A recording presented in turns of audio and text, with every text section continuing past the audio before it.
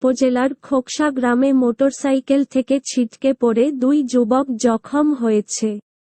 Motorcycle থেকে ছিটকে পড়ে সাব্বির এবং সিয়াম নামের 2 যুবক আহত হয়েছে। তাদের মেহেরপুর 250 বিশিষ্ট জেনারেল হাসপাতাল ভর্তি করা হয়েছে।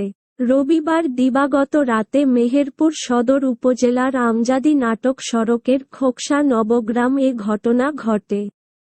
আহত সাব্বির, 22, গাংনী উপজেলার ভাটপাড়া গ্রামের জিন্নার ছেলে এবং শিহাব জিল্লুর রহমানের ছেলে।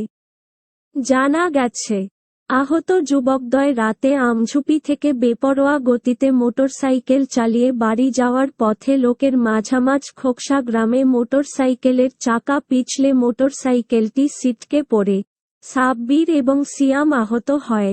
খবর পেয়ে মেহেরপুর ফায়ার সার্ভিস ও সিভিল ডিফেন্সের সদস্যরা ঘটনাস্থল থেকে 2 জনকে উদ্ধার করে মেহেরপুর -250 শয্যা বিশিষ্ট জেনারেল হাসপাতালে নিয়ে যায়।